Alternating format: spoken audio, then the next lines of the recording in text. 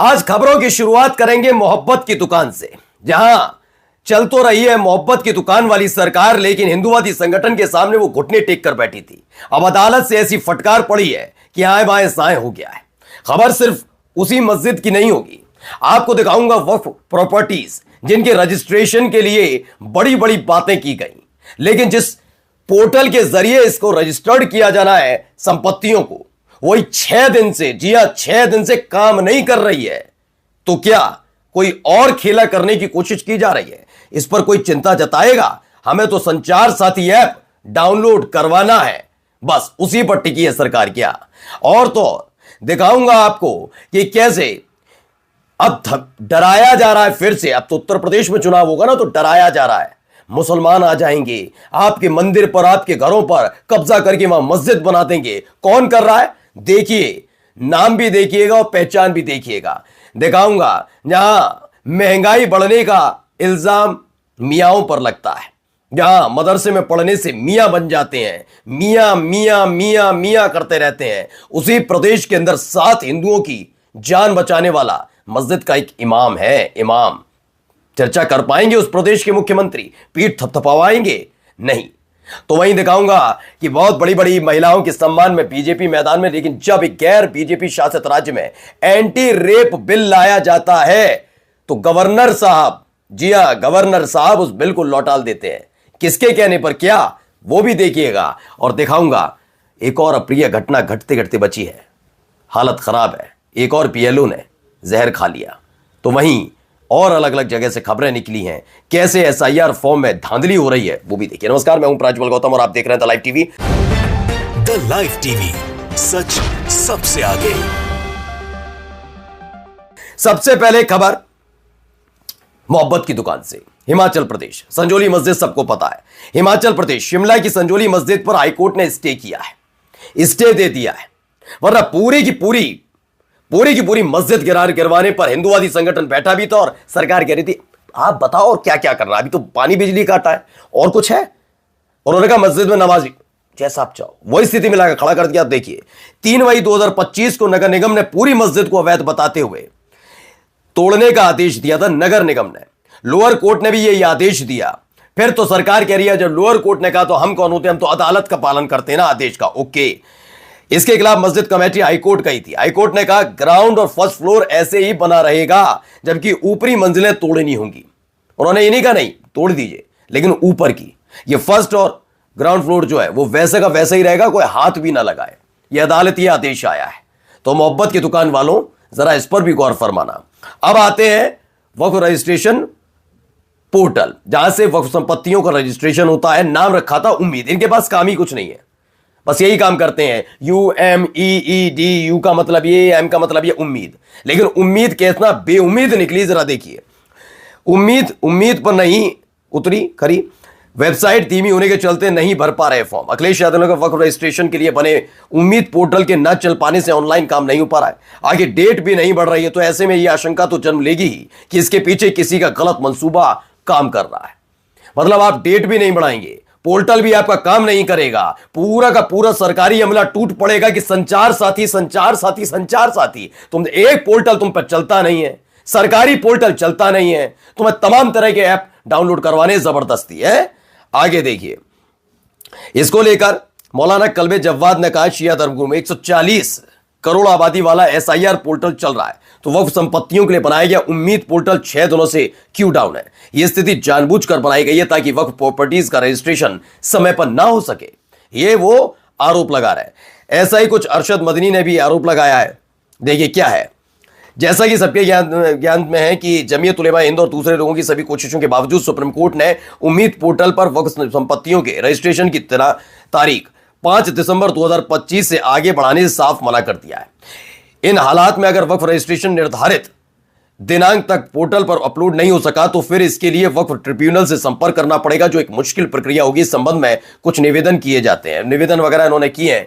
अब आप समझिए, तारीख भी आगे बढ़ा नहीं सकते, कोर्ट का आदेश है, पोर्टल काम नहीं कर रहा, किसका आदेश है मैं क्या बताऊं। समझ गए होंगे, समझाने की जरूरत नहीं। जिन्हें वक्फ वक्फ वक्फ सुबह शाम रात दिन वक्फ करते हैं, मैंने कहा ना, इन पर अपना एक काम नहीं होता, 4 काम पहले तैयार रखते हैं जिसमें इन्हीं का फायदा रहे। अब आइए, यहाँ पर भी डर दिखाया जाएगा तो वहाँ मुख्यमंत्री का 100% बहुत ज्वलंत विषय है जी। हिंदू मोहल्लों से पलायन हो रहा है। एक घर खरीदते हैं और एक घर खरीदने के बाद पूरा भुगतना शुरू हो जाता है। तो हर मंदिर के सामने खरीदते हैं कि आप देखिए, जैसे भगवान न करे, बता रहे हैं सब हड्डियां उड्डियां यहाँ पड़ी रहती हैं। भगवान न करे अगर गवर्नमेंट चेंज हुई तो इन मंदिरों में, इन मकानों में सब में मस्जिदों की मस्जिद बनाई जाएगी और देखना रातों रात मस्जिद बनते हैं। अब समझ रहे हैं, अगर सरकार बदली तो इन सभी मंदिरों और घरों को मस्जिद में बदल दिया जाएगा।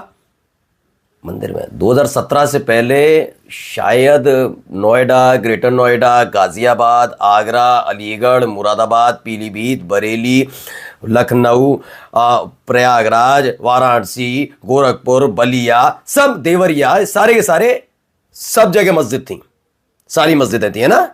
2017 के बाद क्या बात, मैंने कहा ना, इन पर और कोई बात नहीं है। बस अगर सरकार बदली तो इन सभी मंदिरों और घरों को मस्जिद में बदल दिया जाएगा। कौन कह रहे हैं भाई साहब? उत्तर प्रदेश के बुलंदशहर के खुर्जा में 30 नवंबर को हिंदूवादी पार्टी के एक एमएलए समेत हिंदूवादी समर्थकों ने मंदिर के पास एक मुस्लिम परिवार के घर खरीदने के खिलाफ विरोध प्रदर्शन किया, उसे लैंड जिहाद बताते हुए अपने मनगढ़ंत एक दावा कर दिया, जबकि उस दावे का कोई लेना देना ना हो। लेकिन हम तो करेंगे, हमारी मर्जी। पहले पूरा का पूरा उत्तर प्रदेश मस्जिद था, पता है। 2017 से पहले भाई बता रहा है मेरे भाई। सरकार बदलेगी क्या? सरकार बदलेगी, इसका मतलब सरकार की मंशा ये रहती है कि ये वो, बताइए क्या गजब का लॉजिक देते हैं लोग। असम में तो आपने सुना ही है, हेमंत बिस्व शर्मा का हिंदू मुस्लिम ज्ञान। अब जरा एक खबर देखिए, वहीं से आई है। असम में मुस्लिम इमाम की सतर्कता ने बचाई 7 हिंदू यात्रियों की जान। तालाब में डूबते कार को देख साथियों की मदद से सभी को बाहर निकाला। असम के करीमगंज में मुस्लिम इमाम की सतर्कता ने 7 हिंदू यात्रियों की जान बचाई। मौलाना अब्दुल बासित ने अपनी सूझबूझ से 7 हिंदू यात्रियों की जान बचाई। फजर से पहले तालाब में कुछ गिरने की आवाज सुनकर वो बाहर आए तो देखा एक गाड़ी की लाइट जल रही है। इमाम ने तुरंत मस्जिद की माइक से लोगों को इकट्ठा होने का ऐलान किया। ग्रामीणों ने मिलकर गाड़ी को तालाब से बाहर निकाला और पता चला कि सभी 7 यात्री सिलचर से त्रिपुरा जा रहे थे। खास बात यह कि सारे हिंदू थे। ये नहीं पूछा पहले दिखाओ बताओ आधार दिखाओ, अपना आधार, वोटर आईडी कार्ड दिखाओ, ओहो तुम तो हिंदू हो, ये नहीं कहा था। हेमंत बिस्व शर्मा जी इंसानियत नवाई थी। देखिए मिल्लत की खबर है। Muslim imams alertness save life of 7 Hindus passenger in Assam Karimganj. हर जगह से ऐसी ही खबरें। देखिए अब आइए अगली खबर। एक दावा है, दैनिक भास्कर की खबर है। दैनिक भास्कर की खबर में क्या हुआ? पश्चिम बंगाल के गवर्नर आनंद बोस ने अपराजिता बिल राज्य सरकार को लौटा दिया। राजभवन के सूत्रों के मुताबिक केंद्र सरकार ने इस बिल पर गंभीर आपत्ति जताई। केंद्र का कहना है कि इसमें दुष्कर्म जैसे अपराधों में बहुत सख्त सजा का प्रावधान है। जिसके बाद तृणमूल कांग्रेस के नेता कुणाल घोष ने कहा, क्या केंद्र सरकार को फांसी की सजा बहुत कठोर लग रही है? अगर ऐसा है तो हम विरोध करेंगे। ममता बनर्जी महिलाओं की सुरक्षा को लेकर बहुत सख्त हैं। अब आप समझ गए, एंटी रेप बिल है, anti rape bill. Anti rape bill में क्या प्रावधान? 3 सितंबर 2024 को ममता सरकार पश्चिम बंगाल विधानसभा में एंटी रेप बिल पेश किया था। इस कानून में पुलिस को 21 दिन में जांच को पूरी करना था और अगर रेप पीड़िता की मौत होती या कोमा में जाती है तो बलात्कारियों को फांसी की सजा दी जाती। लेकिन शायद केंद्र सरकार को मंजूर नहीं था बलात्कारियों को फांसी की सजा हो, इसलिए केंद्र में बैठी मोदी सरकार ने इस पर बिल पर आपत्ति जताई और कहा कि इसमें दुष्कर्म जैसे अपराधों में बहुत सख्त सजा का प्रावधान है। इसके बाद गवर्नर ने इस बिल को राज्य सरकार को लौटा दिया। अब आप समझ लीजिए, याद है ना वो गुजरात वाली महिला जिसके साथ क्या हुआ था? उनको छोड़ने का आदेश कहां से आया था? किसने मोहब्बत लुटाई थी उन पर? याद है ना? किस पार्टी के नेता थे जो फूल मालाओं से उसका स्वागत कर रहे थे? याद है ना? शाहबानो वाला, याद है ना आपको वो सारी चीजें? शाहबानो वाले मामले पर तो खेला करते हैं, चीखते हैं, चिल्लाते हैं, लेकिन आपको याद करिए गुजरात की वो महिला जिसके साथ गलत हुआ और उसके बाद क्या क्या नहीं उसके आरोपियों के साथ किया गया कि आरोपियों के फूल मालाओं से स्वागत किया जा रहा है। प्रज्वल रेवन्ना, अभी हाल ही में येदुरप्पा, मनोहर लाल धाकड़, कौन कौन लोग हैं, कितनों के नाम गिनाऊं? चलिए अगले खबर देखिए। एक खबर निकली है, इसमें दावा किया है याचू शाह हैं, समाजवादी पार्टी के नेता हैं। इसमें इन्होंने कहा है कि निर्वाचन आयोग द्वारा एसआईआर फॉर्म के पीछे 13 नवंबर पर ब्लंडर मिस्टेक हो गया। 13 नंबर पर सॉरी एसआईआर उत्तर प्रदेश में हो रहा है और कॉलम नंबर 13 पर बिहार एसआईआर की मतदाता सूची का अंश 1 जुलाई 2025 की संदर्भ तिथि के मुताबिक अंकित है। आखिर इतनी भी क्या हड़बड़ी थी एसआईआर करवाने की? इतनी भी क्या हड़बड़ी थी कि ऐसे हालात पैदा हों? जरा सुनिए। ये मामला चल तो कई दिन से रहा है। मेरे हस्बैंड बहुत ज्यादा डिप्रेशन ले रहे हैं क्योंकि उन्हें बीएलओ के लिए अपॉइंट किया गया है।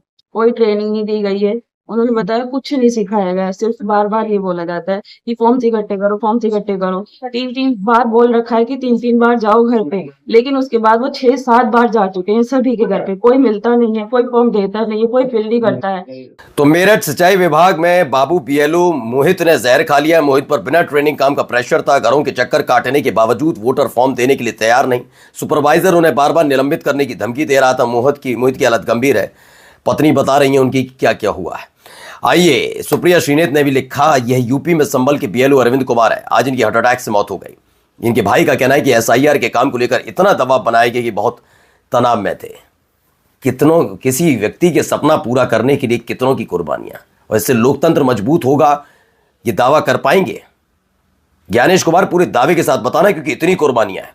क्योंकि दावा इस दौर में एक सरकार ने भी किया था कि नोटबंदी होगी तो याद करिएगा, आतंकवाद खत्म हो जाएगा, भ्रष्टाचार खत्म हो जाएगा, ये हो जाएगा, काला धन आ जाएगा, ये सब याद रखना। और वही सरकार बैकफुट पर आई 6-7 साल 8 साल बाद, और 2000 के नोट बंद करके बैठी हुई है। सारे दावे हवाई, कितने लोगों की जान जाने के बाद कोई फर्क पड़ता उनके माथे पर अगर शिकन भी आती हो तो। और जाते जाते खबर भाई साहब ये देख लीजिए। ये उमाशंकर ने लिखा कि सिंह हैं, बड़े पत्रकार हैं, मैं अपने बटुए में हमेशा $1 रखता हूं, कहते हैं कि इससे लक्ष्मी बढ़ती है। अब देखिए ना, 59 का रखा था, 90 का हो गया है। जी हाँ, 90 के पार चला गया है डॉलर। लेकिन आप याद रखिए, रुपया गिर नहीं रहा, बस डॉलर बढ़ रहा है। नमस्कार।